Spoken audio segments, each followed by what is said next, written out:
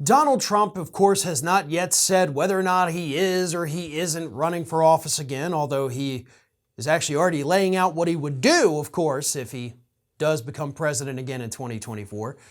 But nevertheless, even without a firm declaration of whether or not he's running, the man still has $122 million on hand with his political action committees. That is $122 million this man could spend on a presidential run. He could spend it effectively being a kingmaker in this year's midterm races, and I'll get more to that in a moment. But most importantly, he could also use that money to basically funnel it back into his own businesses. And of course, you can't just pay this money to yourself. You can't write yourself a check from a political action committee. But of course, if you're renting space at your own hotels or resorts, you could legally give yourself the money that way. You could hire family members to do things and pay them that way. So there's plenty of ways Donald Trump could easily funnel a lot of this money back into his own pockets. And I believe first and foremost, that's probably what Donald Trump is going to end up doing with as much of this as humanly possible, especially given recent reports that he's pretty low on cash. But he could also, should he choose to go this route, try to become the kingmaker he's wanted to be since he left office.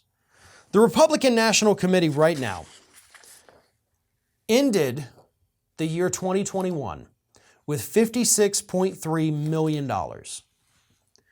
So Donald Trump has more money on hand, more than twice as much money on hand, than the actual Republican Party itself.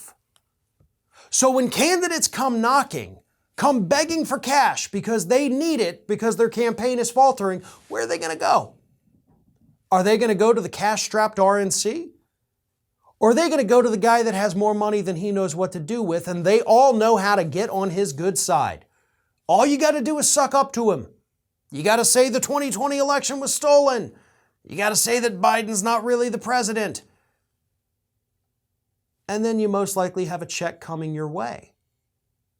So in this regard, if this is what Trump wants to do, and given the fact that he loves the attention, he loves the adoration and praise, he probably will go this route to an extent, this is probably what's going to happen with this money. Now, you want to feel even more disgusted? Think about it this way. Most of this money, 98.6% of it, came from small dollar donors.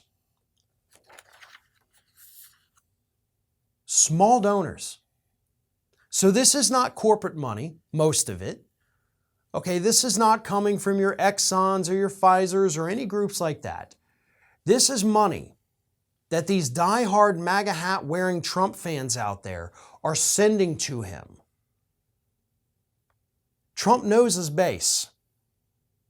And that base is not dying off in terms of loyalty to this man.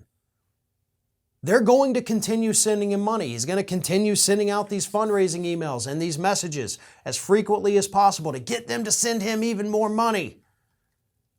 The only question that remains is, what's he going to do with it?